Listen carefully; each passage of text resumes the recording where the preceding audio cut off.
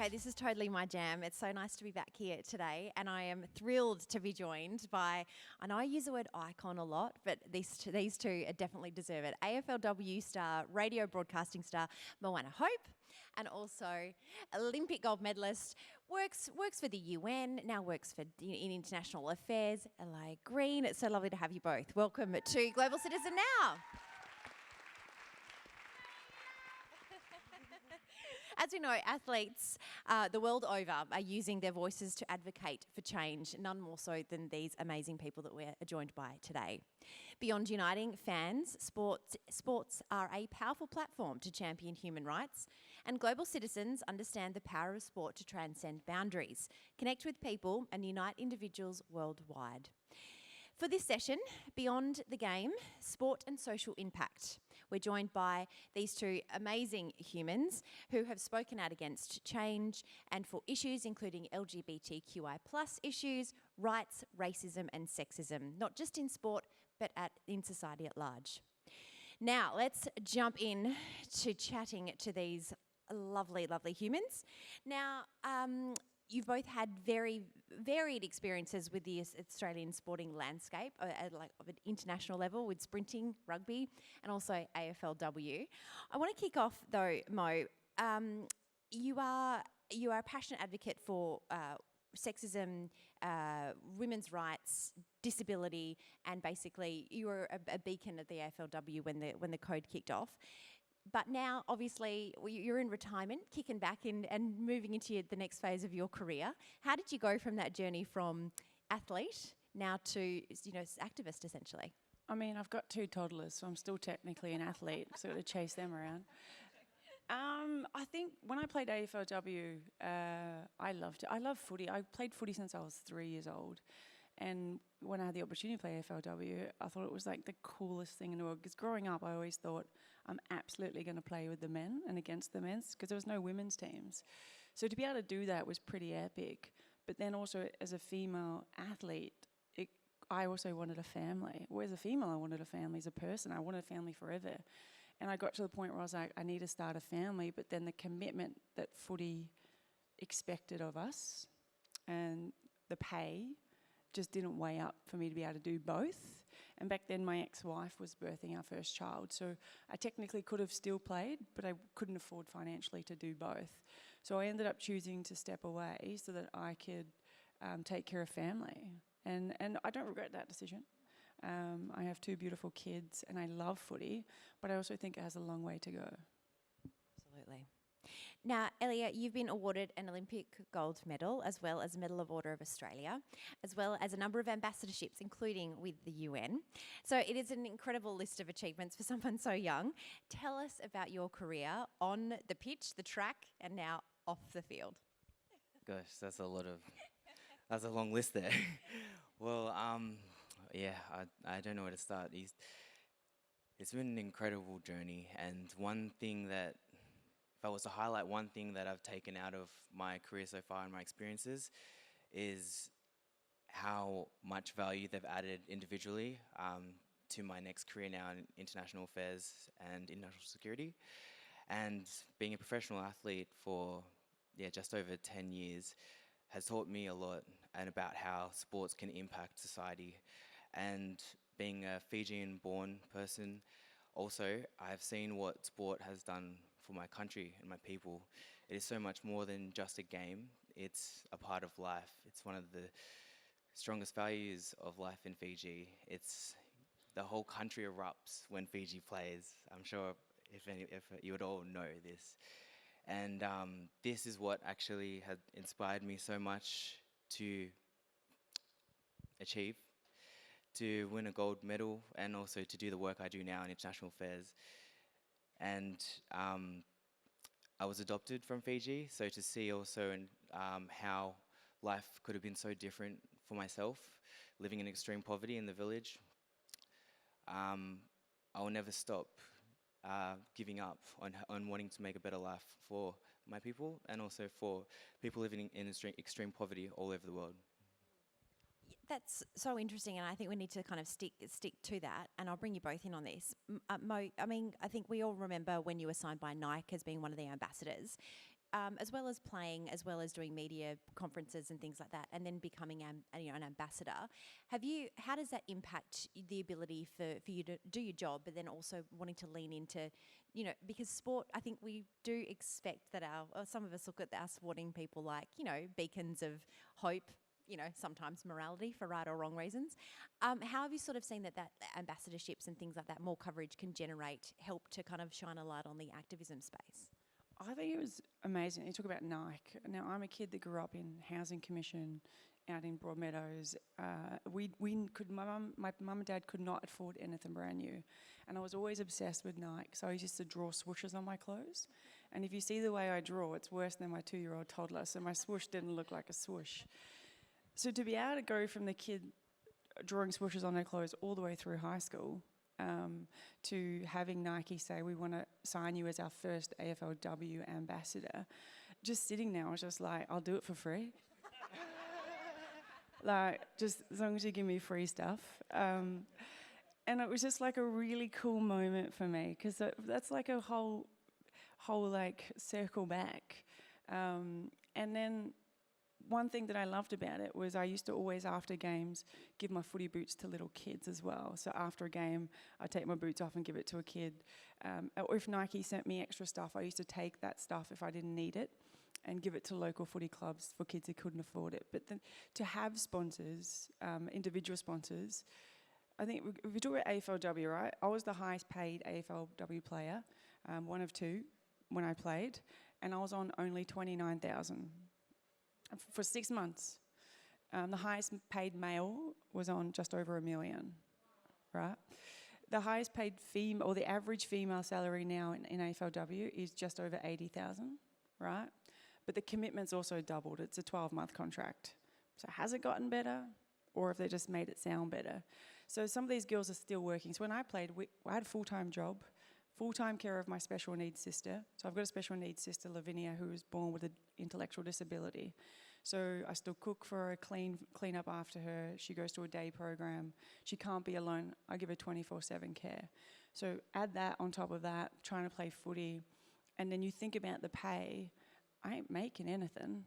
I can't even say, if I wanted to play on, I can't even say, at least we're making money, we can do things in the future. It wasn't possible. But when you get companies like Nike come in, and then Special K, and all these amazing brands I've been able to align myself with, that helps make a difference, a huge difference, right? For an athlete as an individual, but then also to the little kids that are watching and the people that are watching, because then they get to see the brands and then they want that. So I think it's needed more than you can possibly think, even from a club level. Without those sponsors, we don't have anything. And even with Special K, like, I have a really funny story about that. And I love what Special K did, because they stayed loyal to wasn't for me, it was to the whole league for years. And I did a photo shoot with them, and I didn't know what they were doing with my photos. I just rocked up, took the photos and went home. And my mum called me and she said, hey, did you know you're on the back of the Telstra telephone box, just my photo? And I thought it was really cool. And then I found out I was also on the side of the buses. And then my mum said to me, the telephone box near her house, I was on it. She goes, I really want that poster. I was like, yeah, I'll let Special K know, I'll get you one. And she goes, no, don't worry about it. I sent your brothers around there with the toolbox. I tell you, I'm not joking, she stole it. I had to call Special K and go, I love you, but you're one poster short is my mum. Don't charge her, please. So it's like really cool moments like that for me that involves my family with brands like that, which are really cool. Yeah. And seeing it at a grassroots level. And they also included Vinny. So Vinny was in a TV ad. And it was spoken about inclusivity. Vinny, my special needs sister, is on a Special K ad played on TV, and she gets to see herself on TV, and her friends get to see her, and people like her get to see her, and they see something like that, and they say it's possible. Not only did she receive an income for the first time in her life because it's the first place that offered her a job, but she also got to see herself, and then she thought she was more famous than me. And technically, she probably is. Yeah. I think she was the shining star of your Australian story. That is really interesting, Ellia. In terms of, I guess you can't be what you can't see, right? And sport is probably one of those platforms where it can kind of give hope to all people, especially marginalised people. But I want to talk about again what you experienced in Fiji and now what you want to do moving forward with sport as a platform. So, as I was speaking on before, and all of the the biggest challenges that are faced in Fiji, in Pacific Islands, they intersect with everything else, so many other things. And as I was saying, sport has such a huge impact on this, of what it can do for our country. My contribution moving forward will be to continue to be a role model. And I know that I still have a lot of young people, like from all different backgrounds, that ask me questions. Now it's slightly different on gender diversity topics, but also on sport. And actually none of my teammates not even know I work in foreign affairs now. I think they'd be a bit shocked. I kind of just disappeared. But one thing I will never take for granted is having a platform and a voice, because that is not something that everybody has, and my proudest achievement to date, and I would say on just as much as a gold medal, is working in international affairs and being able to publish my first ever article on human trafficking in Fiji. And that will be, once that is published, that will be equally my proudest achievement in my whole life, because the reason why these topics are silenced is because of the shame it carries in the village.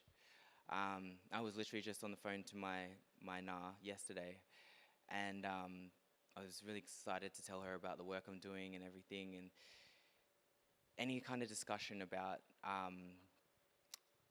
what's really going on and how bad things are in Fiji at the moment, her head just sinks. She said, "Fiji is not how it used to be, bub." And I said, I know, Nana, I know. But I do have faith that, we all have a responsibility. The international community has a responsibility to do their part, and it doesn't need to be a huge part, and it can be small things. It's as small as raising awareness on your socials, or as small as having discussions about it. The amount of people that I have told about the seriousness of trafficking in the Pacific Islands, especially in Fiji, they actually are mind blown. They didn't know. And I said, no, it's really serious. It's just it's not published like so heavily as it is with US politics or news on the Southeast Asia. It's kind of swept under the rug a bit more. So, sorry, maybe a long-winded answer, but this is my next goal, is to just keep using my voice, my platform, and my experience and background to make a difference.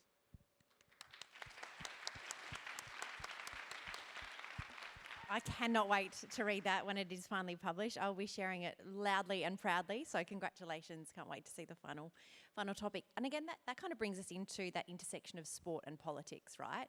I think we've probably seen it at more of a macro level in the US, where there was the taking the knee with the NFL. There was certain broadcasters telling superstars both on and off the court to just shut up and dribble and things like that. But in terms of how where we're at moving forward in 2024 and beyond, athletes weighing in on politics or dabbling in that arena, where do you think that's going to go moving forward? I'll start with you, Mo. I think everyone's entitled to their own opinion, regardless of what they do. I loved it LeBron James talked up. Like, I was talking about this on my radio show the other day, politics, which I'm not a big fan of because I feel like they just all lie. Sorry if there's any politicians in the room. But I grew up in Broadmeadows. I feel like because I come from a family that's poor, we're all forgotten about. The fastest group of homelessness is women, right, in Australia, like over the age of 55. Special needs, I see it firsthand. They're ignored. The elderly, we all seen what happened to the elderly during COVID. So people need help, and I just don't feel like they get it, right, because they're not seen the way they should be seen. So I'm not the biggest fan of it. So I think people should have opinions, because I feel like when it comes to politics, it's spoken about and it's said and explained in ways that it's not accessible to people. When politicians talk, I don't get it. I don't understand what they're saying. But if you have someone who's an athlete who's going to say it how it is, and don't say it with a degree, like this big fancy degree of words, like I will understand it. And then I'm going to go, okay, yeah, that's not okay, right? Because they don't make it accessible. They articulate it so that people don't fully get it. And that's quite clear. So the more people who have a platform, who are willing to speak up, and I mean, as long as it's not hate, right? As long as you're not expressing hate, if you're just saying your plain and simply your views and how you feel about it, which then we'll explain to others, I think it's important, especially with where we're going. We need to have a voice and we need to understand these things. I think, yeah, the really important takeaway would be you'd probably even use a sporting euphemism, play the policy, not the poly. Like that'd be really, really, it's a better way to move forward with that. Can I just add something on that? Please. I was going to say that what my experiences were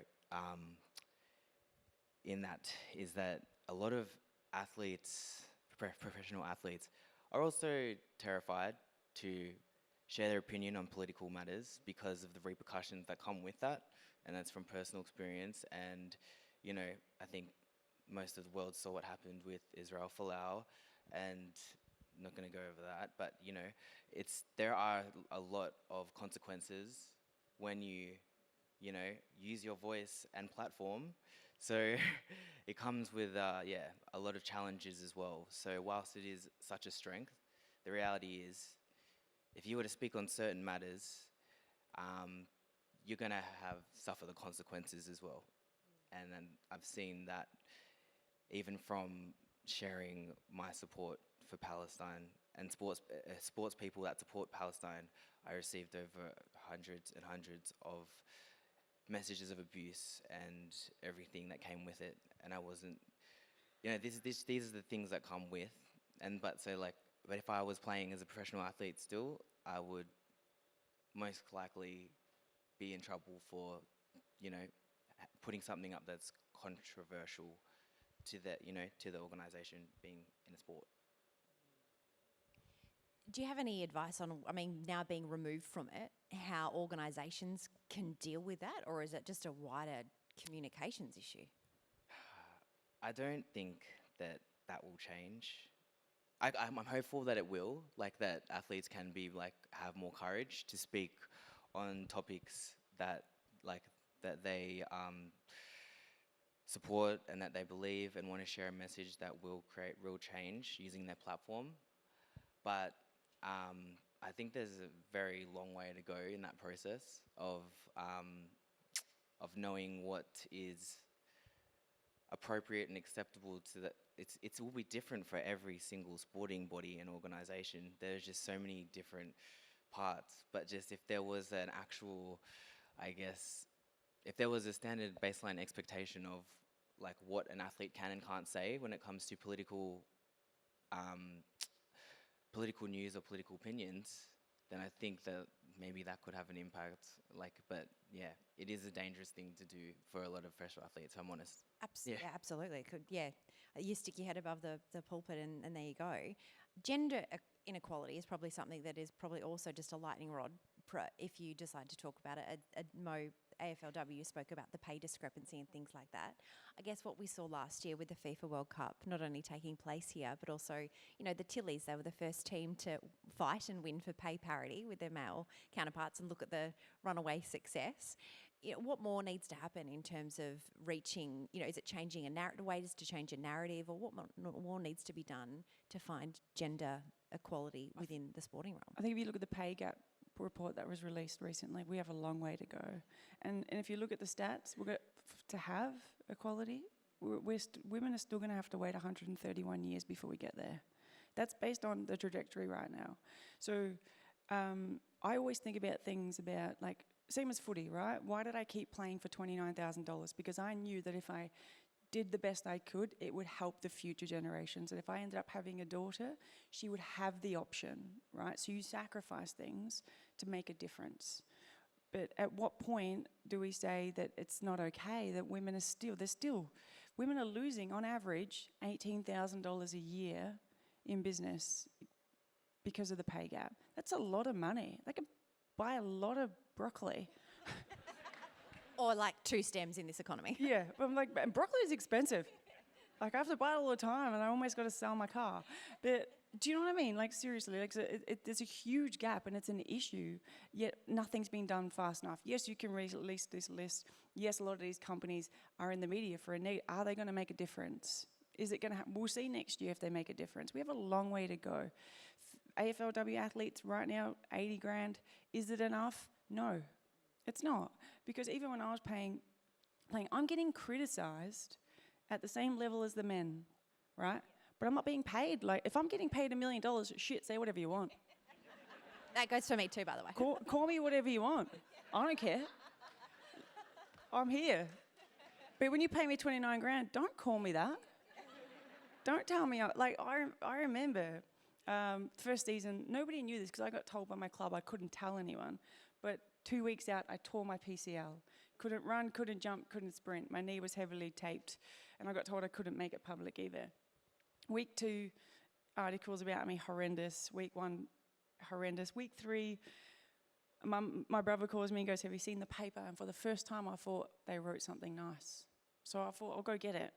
And then I was driving down to get it, and my sister called me. She goes, have you seen it yet? And I'm like, can you calm down? I'm going to get it. And I got it, and my mum called me, and it was like the back page of the paper, and it was like hopeless, right? And it was a picture of me.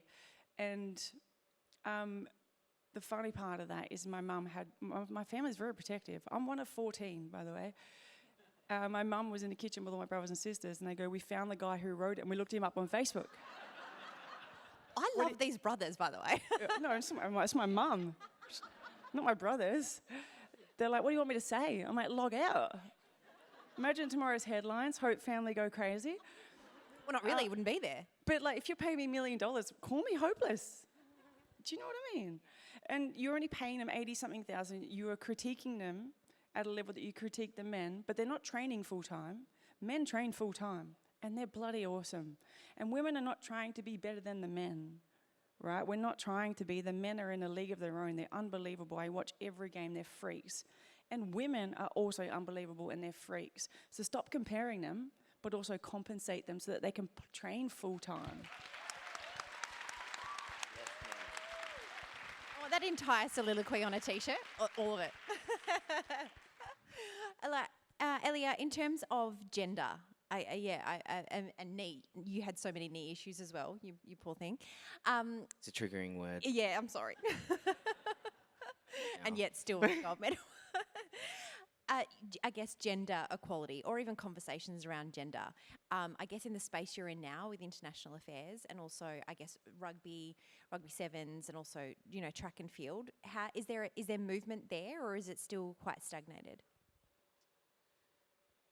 I would say after like the iconic performance of the Matildas, and also that which the world watched, and it's events like these, AFLW, NRLW, the sevens, men and women, all of these events have obviously like just shaken the world. But the thing is, it lasts for maybe a couple of weeks, month, 2 months, people get over it. The real challenges that the world is facing every single day continue for a lot longer than the time that the hype stays. So this is where, like as I said before, in the spotlight, these are the moments you need, like it is so important to use your platform to make a better world. And this can be in a way that's not going to get you in trouble, or there's so many athletes that I wanted to speak to previously about this, and it's the ones that actually speak out that they end up getting the most hate, including myself. But because you need to be brave to do that, like honestly. But I guess in the future, what I would see for gender inequality, I want to see the women in rugby sevens be on free-to-air TV. That would be good. Channel 7, Channel 9, Channel 10, if you're listening. Just more women sport being on free-to-air TV is a norm, just as a norm as to see NRL on Friday and Saturday and Sunday. And I think Mo is pretty much, I couldn't speak any better than Mo, because pretty much states exactly what I was thinking as well, which is just, make it even. These women are working their butts off. Like, these women are like doing, the same amount of work, and they're so impressive and so entertaining to watch. Treat them the same, pay them the same. Do you know why the Matildas were so good? By the way, I still can't get over the Matildas. I never watched soccer Still before not that. over it, yeah. But do you know why it was so big? Same. Do you know why it was so big? Yeah. Because they invested in it. Everywhere you went, you could see it. Right? When the AFLW started last year, I didn't even know it started until the day of, because they don't promote it. They don't put it on. If they put it on TV, it's in with the men, and you get it for 1 second. I mean, I ain't seeing that. They don't promote it. They don't invest in it. If you want a game to go somewhere, you've got to pay money to promote it. You've got to put it on TV. You've got to put it on billboards. I don't see it, and they need to do that. When I went to go watch the Matildas, I've never seen a soccer game in my life. I went to the pub in the city, and I had so much anxiety, because historically, when I'm in a pub full of men, I'm scared that they're going to say something sexist, something rude, something horrible about the women, because that happens all the time. So I was sitting there with some mates. This pub was so full that I couldn't move. So you can imagine my anxiety levels. I needed a beer or two. And then the game started, and then these men started this chant for the players. And I was like, this is, like, I felt like I'm having a moment that I only dreamt of as a female athlete. This whole pub, every single person in this pub are cheering for women. Men and women are cheering for women. It's not women cheering for women. It was men and women, and it was so powerful. And that whole Matildas thing was so powerful that I brought a soccer ball for my daughter. And I was like, babe, if you want to do this, let's do it. They're on TV now. Like, you could be Sam Kerr if you want to. Mackenzie Arnold, goalkeeper, whatever you want. Let's train. But that's the effect that it has, right? Somebody like me, not interested in sport, now I want to know what's happening with the Matildas. Yeah. They were just sold out again the other night. Yeah. So when you invest in something and you pay them correctly, because they are paid quite well, even though it just got better, what they actually deserve, by the way, you can see the results. Look, I think we still have such a long way to go, but if this is the calibre of athlete that we are fostering in Australia right now, Moana Hope and Ellia Greene, it has been a bloody pleasure speaking to you. Thank you so much, and thank you from all of us.